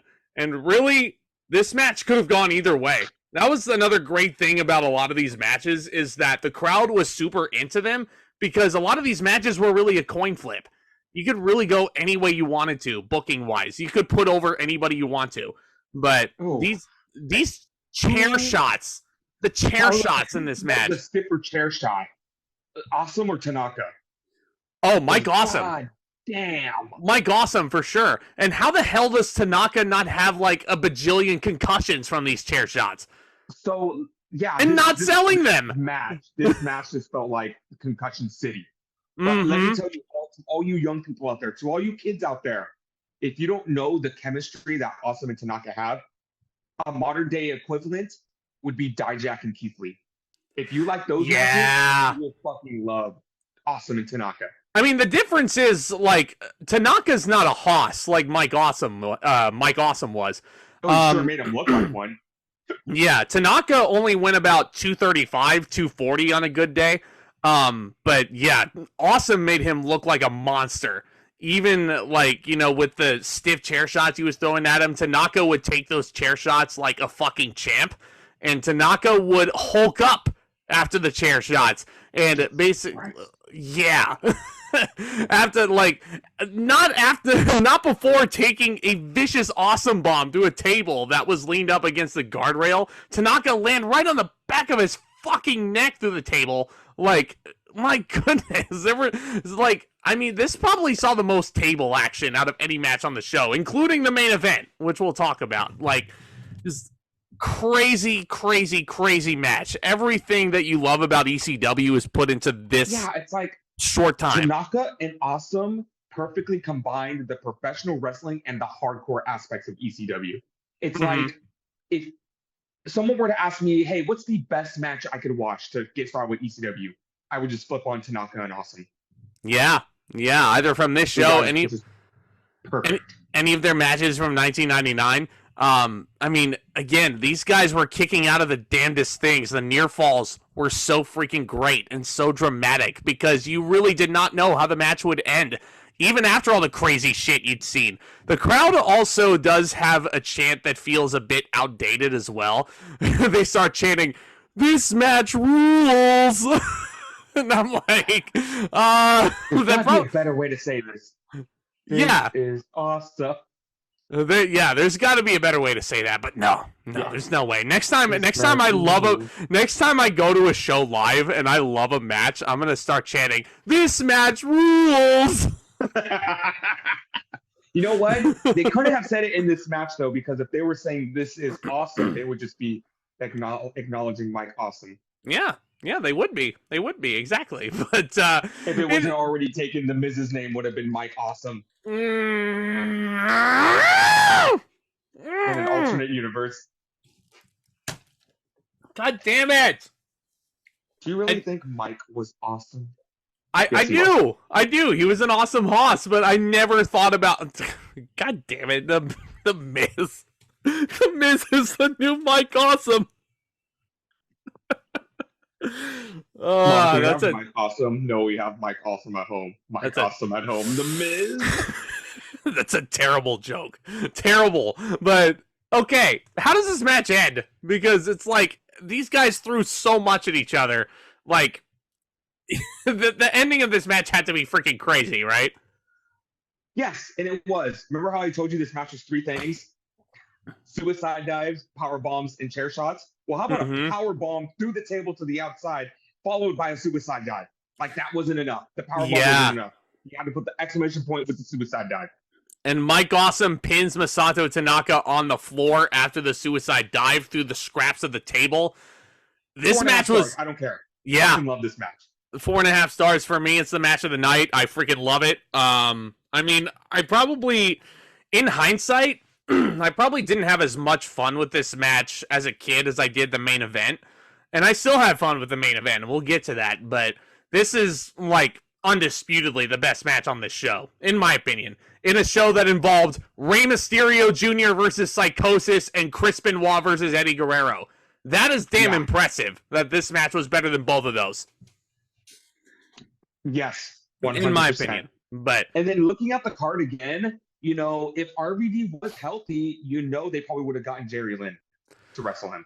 Oh, God. Yeah. I think Jerry Lynn was actually... Broadway's. Yeah, he was at one of the other shows. But if RVD was going to be his opponent, Lynn would have gave in. Oh, totally. I thought Jerry Lynn was a producer with WWE around this time, but I could be very wrong. Because he could have been wrestling at one of Shane Douglas's shows. Hell, I don't know. I don't remember. Douglas and Terry Funk. That's why Terry Funk wasn't on this show. he was wrestling at the other shows. Yeah, well, no, what happened is the reason why Terry Funk didn't wrestle this pay-per-view is because he and Sabu had a Born to be Wired match the night before at Hardcore Homecoming, and that's why Sabu was all taped up during his match with Rhyno. He was still scarring from that Born to be Wired match. Sabu is a crazy motherfucker, man. Absolutely nuts. But anyway, speaking of crazy motherfuckers, we have a promo. We have a promo segment before the main event, and it's probably one of the more infamous moments from this pay-per-view. The ring. There's a point where Joey Styles is looking at the camera and thanking the crowd for buying the Rise and Fall of ECW, and then the Extreme Championship Wrestling theme song plays in the background, and Joey perks up for a second, like he's like, "Wait, what's this?" And then he starts looking through his notes, like, "Wait, this wasn't on my card." You know, this wasn't part of the plan. And it is one Paul E. Dangerously. I just wanted an excuse to say that. It's Paul Heyman. It's the boss. Basically, it's the hardcore messiah himself. It's the man responsible for bringing ECW into our lives, Paul Heyman. I feel like Paul Heyman is he's just a big part of my life in general, whether it's, ECW, WWE, even to this day. Paul Heyman is just always going to be a constant in my life. Yeah. God damn. Like John Favreau of pro wrestling for me. I really hope that fucker goes into the Hall of Fame next year. It's the perfect place to do it. Philadelphia. Yes. Get a move on, Hunter. But Paul Heyman comes out and he basically says, well, first off, his promo starts off, "I'm not crying. My eyes are red because I was in the back smoking a joint with Van Damme." Which that's fucking hilarious. Yeah, it's a great ad-lib. He's basically thanking the crowd. It's your typical, Oscar speech, if you will.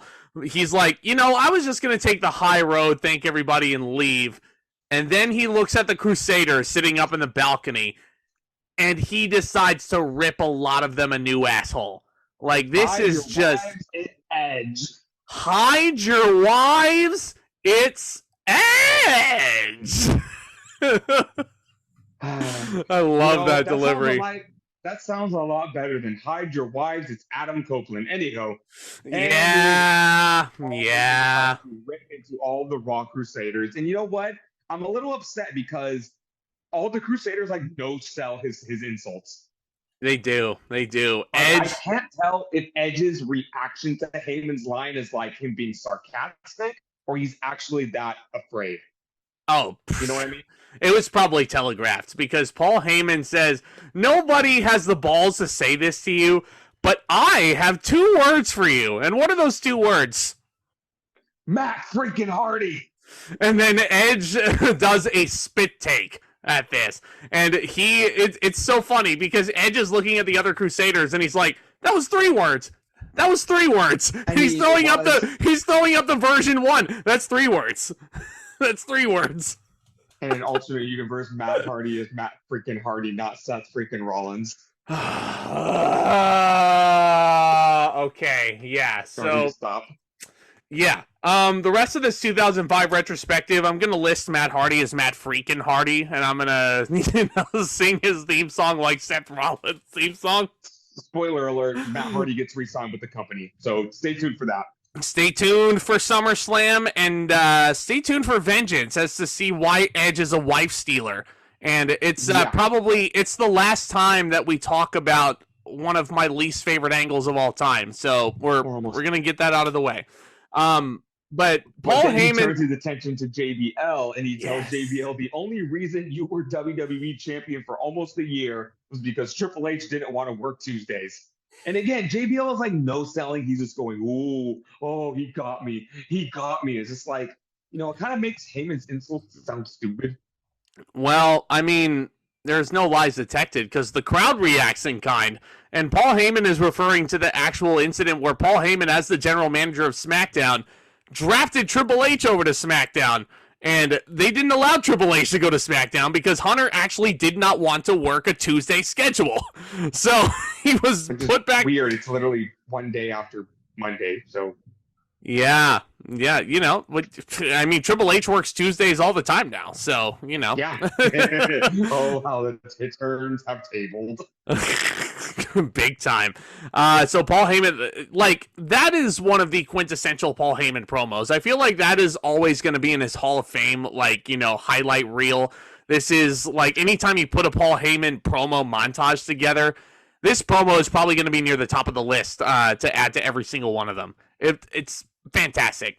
Absolutely brutal, just, like, burial of everybody involved. But, oh, yeah. Yeah. You know, and he was fantastic on the mic. He's fantastic at what he does. He should have turned to Snitsky and said, you know what, Snitsky? It was your fault. It's funny because the only big crusader that he didn't lay into in this promo was Kurt Angle.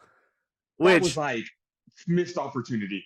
Missed opportunity, yeah, but at the same time, Paul Heyman probably didn't want to say anything to Kurt Angle because Paul actually respects Kurt Angle.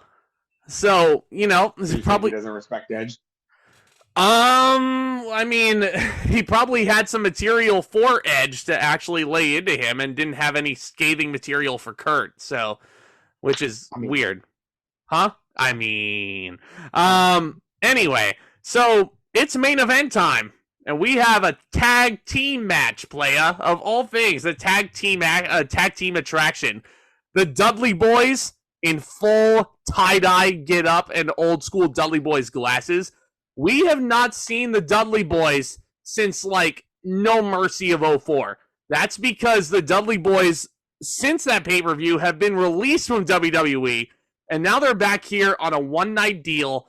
They're bringing back the tie-dye for this reunion show, and they are wrestling the team of Tommy Dreamer and the Sandman. So, I want to praise Tommy Dreamer for a second, because you know, I don't really think much of him today. It's crazy, and it's a little annoying that he's still wrestling full-time for TNA.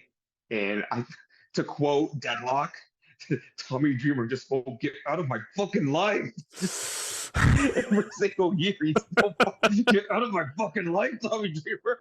Get out of here. Retire. You want to see Tommy Dreamer at his peak, you go back to ECW, and he was the definition of the lovable loser. And I'm not saying just because he lost every match. He had just this magical touch of every single match that he was in, of just taking the most, like, the brutal punishment that he did, and he got the crowd sympathy like no other. And he so badly wanted to see this guy win. And I'm going to be perfectly honest. ECW booking wasn't perfect either, because there was like half of those Tommy Dreamer matches that I would kind of just roll my eyes. I'm like, come on. He should have won that. You literally just like beat him to a bloody pulp. You handcuffed him. You put him through a table. You beat up his wife in front of him, and you're still going to put the heel over? It was crazy, but you still rooted for Tommy Dreamer no matter what. He was just like the ultimate babyface. The ultimate underdog of ECW. You know what actually he made me think of, even just watching this entrance with the Man in the Box ripoff? He was, you know, high-fiving the crowd and everything and taking in this whole scene. It kind of made me think of Johnny Gargano and how we all felt endeared by Johnny Gargano, and like him constantly losing NXT title opportunity after NXT title opportunity after NXT title opportunity. And you so badly wanted to see this guy win, but they always put the heel over. They always did. Yeah, and it wasn't just for the championship. There would just be like super, like his feud with Raven. Oh my God, there would be so many times I'm like, let Dreamer beat Raven just once. Like, Raven has nothing to gain from winning this match. Like, let Dreamer win. Yeah. But it was just like, in his relationship with a certain someone that we will see later on in this match, just like, there was just something so endearing about Tommy Dreamer in ECW. Oh yeah, for sure. But Tommy Dreamer's tag team partner, the Sandman, makes his way down. And unfortunately, Metallica is censored out of the feeds. And honestly, this entrance by the Sandman, you don't feel the full experience unless you listen to Enter Sandman with it. Yeah. And you listen to the crowd sing along as the Sandman comes out, which to me, that was unheard of back then. I mean, nowadays, we sing along to wrestlers' themes all the freaking time. But 2005, this Sandman entrance, it was like, oh man, it's like I'm watching a modern entrance now. I'm watching a Cody Rhodes entrance. I'm watching a Chris Jericho entrance right now. Is he really a man made out of sand? Is he really a Spider-Man villain? No, he's not. He's a baby. Skywalker hate him. He's a baby face, isn't he? Yeah, but yeah, it should also be noted that Bubba Ray Dudley is applauding both men as they're coming out, and they take their shots at the Crusaders as they come out. Tommy Dreamer flips them the bird, of course. The match starts to get underway, and then who comes out? Who comes out to interrupt? Blue World Order, and that is Hollywood Nova, Stevie Richards, and the Blue Meanie. If you don't know who the BWO was, it basically was that. It was a parody of the New World Order, but they were blue. Nova was a ripoff of Hollywood Hulk Hogan. Stevie Richards was a ripoff of Kevin Nash, and I guess Blue Meanie was a ripoff of Scott Hall. Yes, really, that's exactly right. Because the Blue Meanie was doing like the Razor Ramon thing, and he was known as the Blue Guy.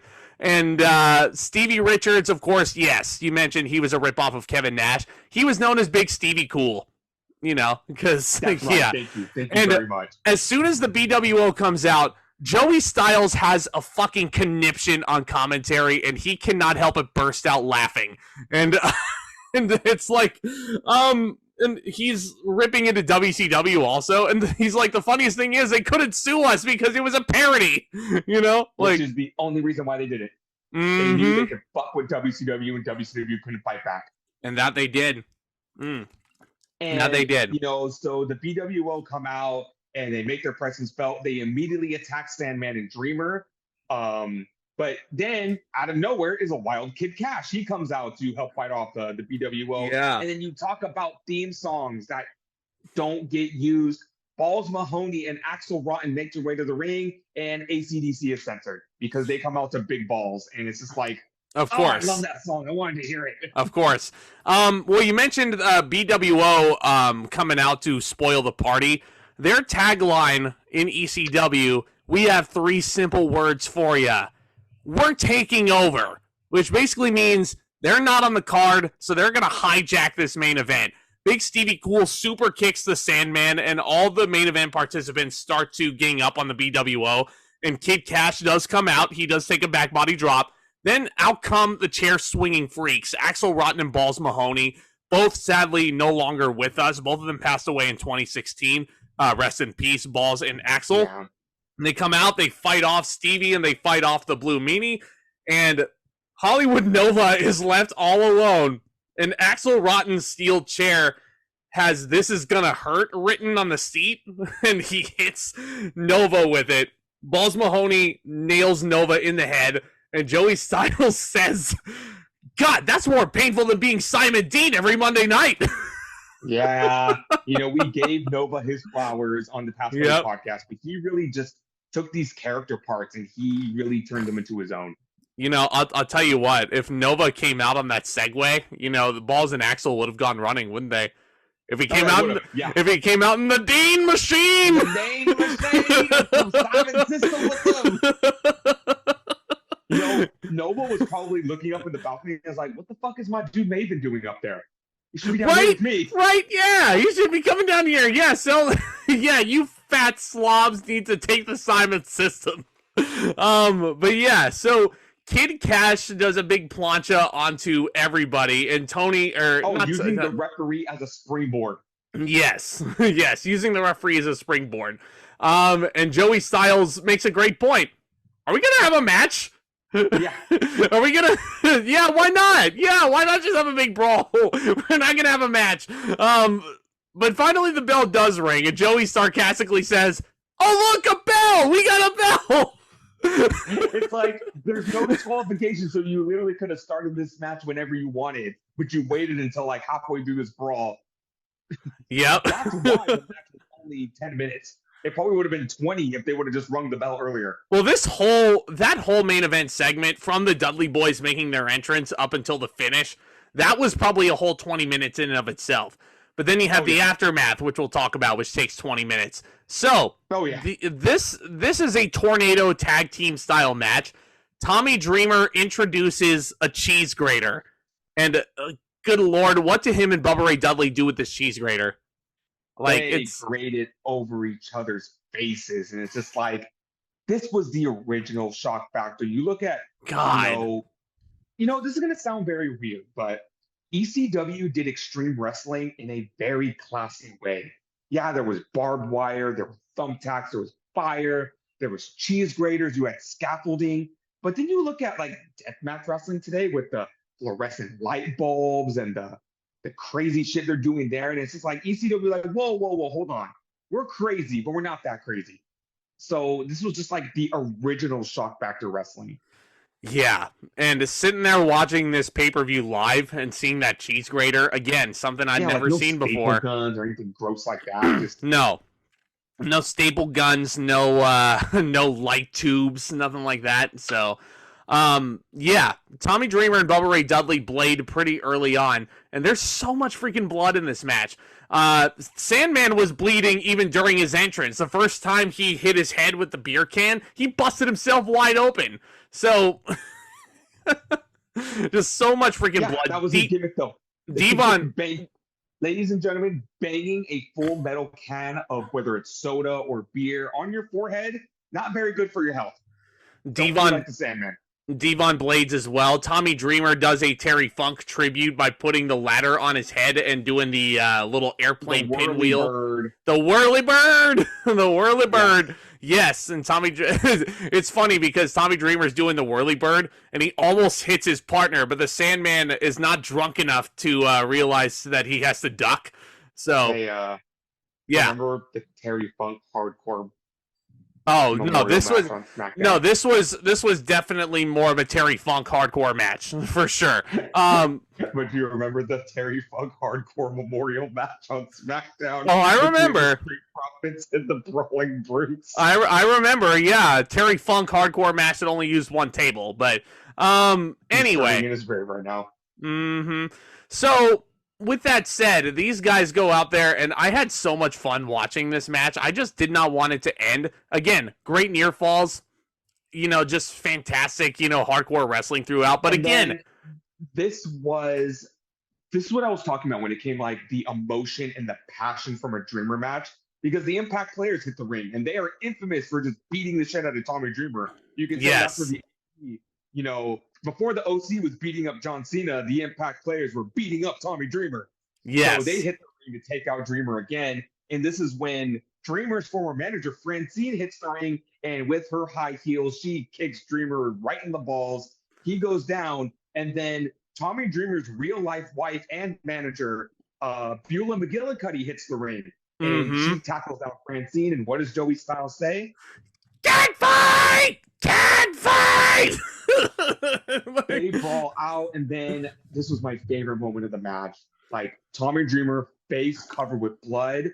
He and Beulah embrace, and they both give each other a hug right in the middle of the ring. And I'm just like, just seeing Beulah and Dreamer lock eyes, so many memories of ECW and the shit they did in those matches. Like Beulah got down and dirty. She took some bumps, and can't wait till next year's One Night Stand when she gets down and dirty in that match.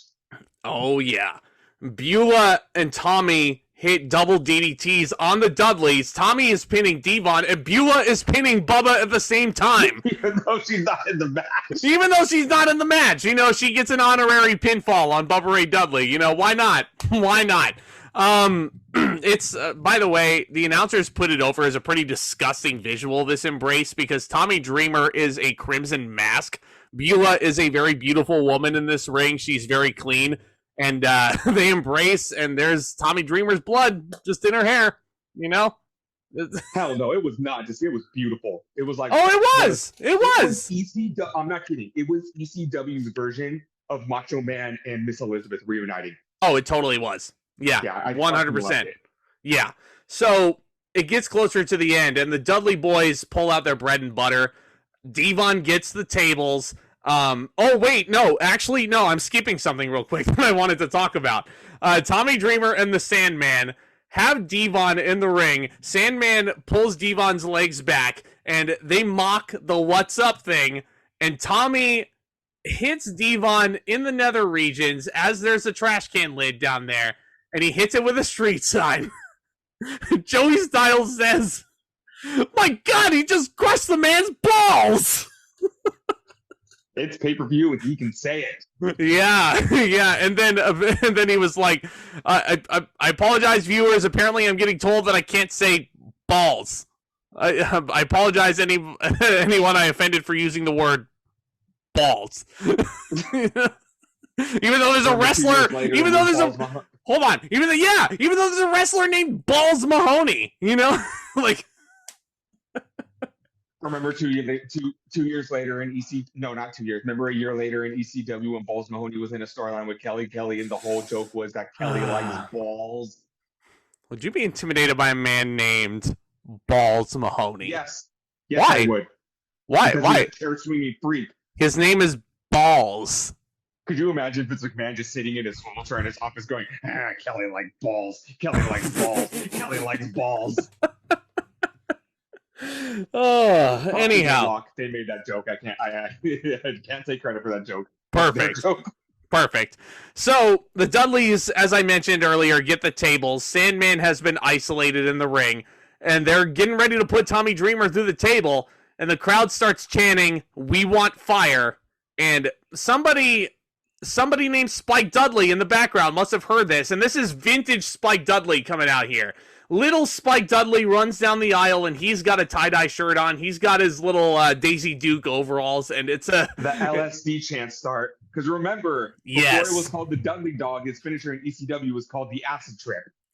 Yep, because he was LSD, little Spike Dudley. And you can't help but notice that he has little yellow containers, little canisters in his back pocket.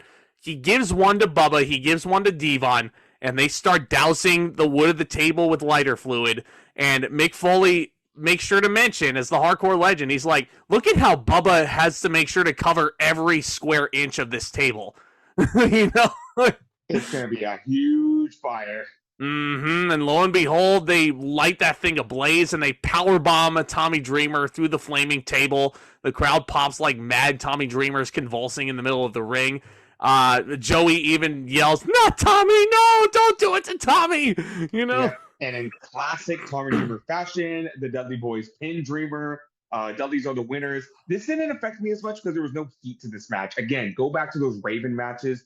Go back to oh my God, is it Just Incredible? He fights in the Stairway to Heaven match. It might have been. I remember Sandman and Sabu having the Stairway to Hell match. Okay, thank you. Yeah. But but there are other Dreamer matches that have a lot more heat that I'm just like, come on, you couldn't let the man win once. You could have, but in any regard, this was a really fun main event. Really fun main event. Yeah, no, it took a while to get started, but once it did, my God, this whole ending of the show, like as a package, like the match, the pre-match, and the post-match, as we'll talk about, it's a solid thumbs up for sure. Yeah.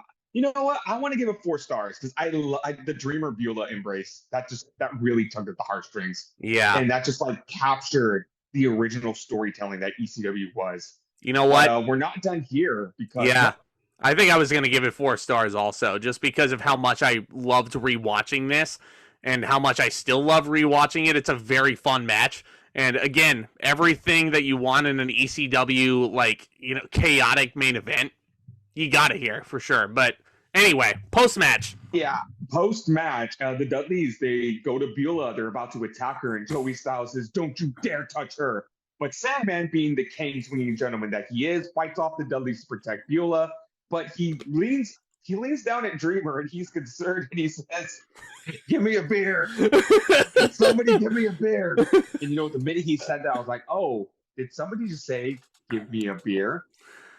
Stone Cold Steve Austin. Glass shattering. Yeah, and again, it's so funny. He's so concerned about his friend, and now he needs a fucking drink. Somebody get me a beer! Or was the crowd very confused when Stone Cold's music hit? Just like, we like you, but you're WWE. But name one person in the world that doesn't like Stone Cold Steve Austin. Oh, wait. You can't. You really can't. One wrestling fan that does not like Stone Cold Steve Austin.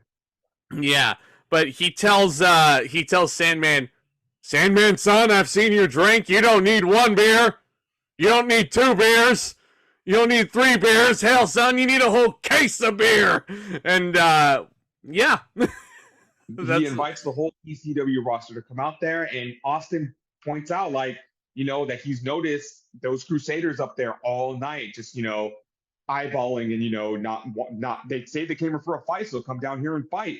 And he taunts all the Crusaders, and he basically says, I'm going to give you till the count of 10 to make a single file line and come down to the ring, or I'm going to come up there and slap every single one of you some bitches in the face. Slap the piss out of each and every one of you. I love it because he starts counting down. It's like, oh, well, fuck, we better do it, or he's going to fucking come up here and fucking give every one of us a Stone Cold Stunner, because we do not want that. We do not want a stunner at all.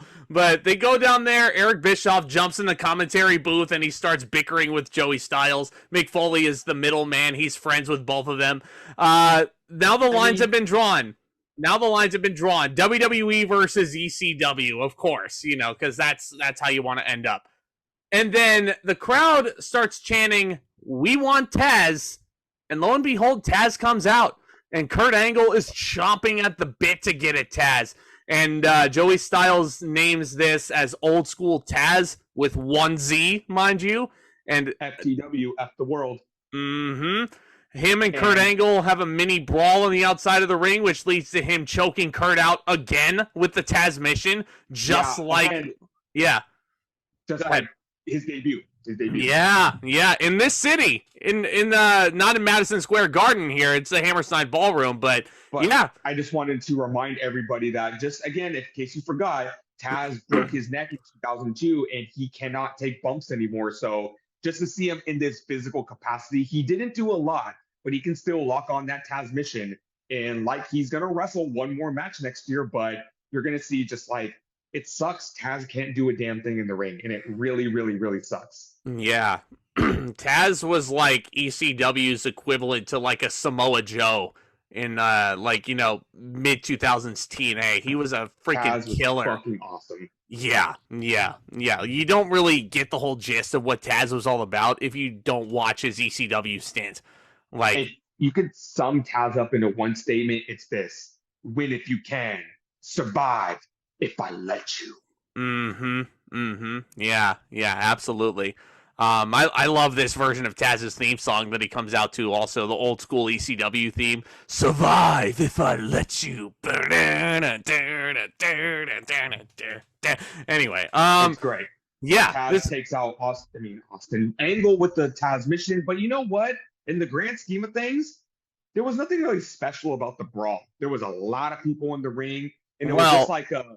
Except for the shoot beating that JBL gave the Blue Meanie. Oh my God, let's get this out of the way, because to put on the record, the Blue Meanies has said in many, many, many interviews, look, guys, what happened. Me and Bradshaw are cool now. We talked about it. He hit me. I gave him a receipt. All the water's under the bridge. Or Stevie Richards delivered the receipt. He said, you don't fuck with my friend. Big time. Yeah, Blue Meanie was all busted open during the actual beer bash. So basically, JBL just fucking punched Blue Meanie in the eye and just ripped him open hard style. And the ECW storyline would continue a little later on after this, and it would include Blue Meanie in an ECW Extreme Rules match against JBL on SmackDown, where Stevie Richards would give him the loudest and hardest receipt JBL has ever received in his career. A devastating chair shot. And, after that, JBL and Blue Meanie sat down and said, you know what? I got you. I got my receipt. Water under the bridge. And Blue Meanie has said, I'm not talking about this anymore. I've talked about it enough. It happened. It happens. Yeah, it does. You give them the receipt back. It does, but it's probably the most infamous thing to come out of this post-match here. But the ECW guys chase off the Crusaders, and they all walk away with their tail between their legs. For Mick Foley to basically lead Eric Bischoff to the gallows, as Joey Styles comments, Eric Bischoff is led to the ring to receive his beating. The Dudleys give him a 3D, first of all. Chris Benoit is then ordered by Steve Austin to give Eric Bischoff the flying headbutt, and again, you want to talk about statements that you can't take back. Benoit's on the top rope, and Austin yells out, "Kill that son of a bitch!" Yeah, you probably overlooked that one, huh? You probably overlooked that one, viewers. Yeah. And then Austin makes another huge mistake, and he tells, hey, Ray, give him a 619. And it's like, they don't want to see the 619. They don't want to see the 619. Why not have Balls Mahoney hit him with a chair? Why not have Sandman hit him with a Singapore cane? No, you got to make sure the WWE guys get over, even though the Dudley Boys got fired, you know? It's like, Bischoff was ready to bump that night, so why not hit him with the cane? Yeah, why not have Rhyno hit him with a gore? You know? So like Bischoff is laid out, and Austin goes, Earth to Bischoff, Earth to Eric, I want to give you a post-show interview. How did you feel the show went tonight? And Bischoff goes, fuck ECW. Yeah. So the boys pick him up again. Stone Cold hits him with the Stone Cold Stunner. Crowd goes home happy, but not before the Dudley Boys hoist Bischoff up and they just put him on the bed of a truck. They throw him out of literally throw him out of the building and leave him outside in the New York cold. And not cold. This show took place in June, but there's a big beer. Cold. There's a big ECW party going on. Al Snow is feeding Head the beer. He's pouring the beer down the mannequin head. It's the stupidest thing. But Stone Cold raises Sandman's hand at the top of the ramp, and the show goes off the air. This was a really special show, guys. It was. And apparently, after the show went off the air, there was a thank you Tommy chant for Tommy Dreamer. And Bubba Ray came back in the ring. He hugged Dreamer, and he said, this is all for you. Mm-hmm. Yeah. Oh, man, if only they did that. If only they kept that in. But, yeah. I mean, this is one of the most unique pay-per-views you'll ever hear us talk about, this and next year's One Night Stand. I will tell you this right now, this One Night Stand is better than 2006's version.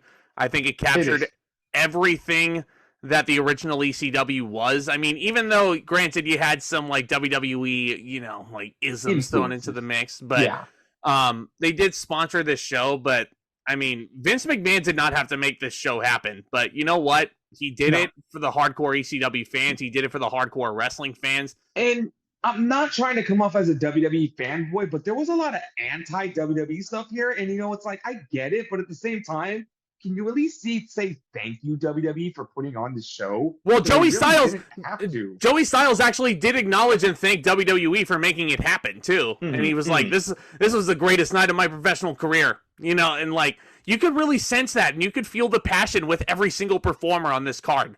Like, Joey even said on the show was going off the air, I wish I had the ability to make time stand still so I could live this moment forever.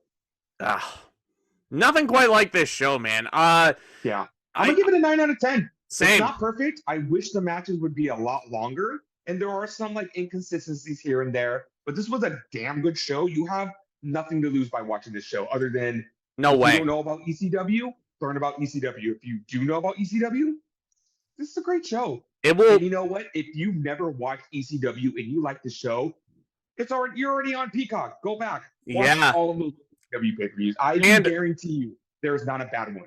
No. And I will also tell you to, I'd highly recommend everybody to go and watch the Rise and Fall of ECW documentary, because it is far and away, WWE put out a lot of documentary DVDs in the past.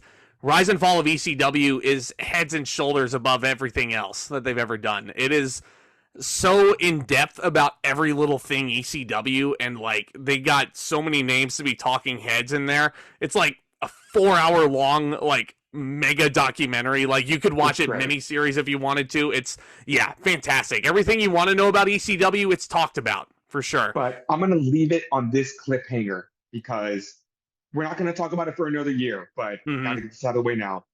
I wish WWE would have just left this one alone. Yeah. Big time, because you can't really top the original, but they had to get their hands dirty. Yeah, stay tuned for next November here on the ZNT Wrestling Show if you're watching it next year from now. Hit that subscribe button if you're new. Hit that thumbs up as well. We've hit 3 of the big 4 in terms of quality for a lot of people this year, and next up on the retrospective is the 4th and final one, Vengeance 2005, headlined by Triple H. From there. Every pay-per-view after that fucking sucks. No. Well, no.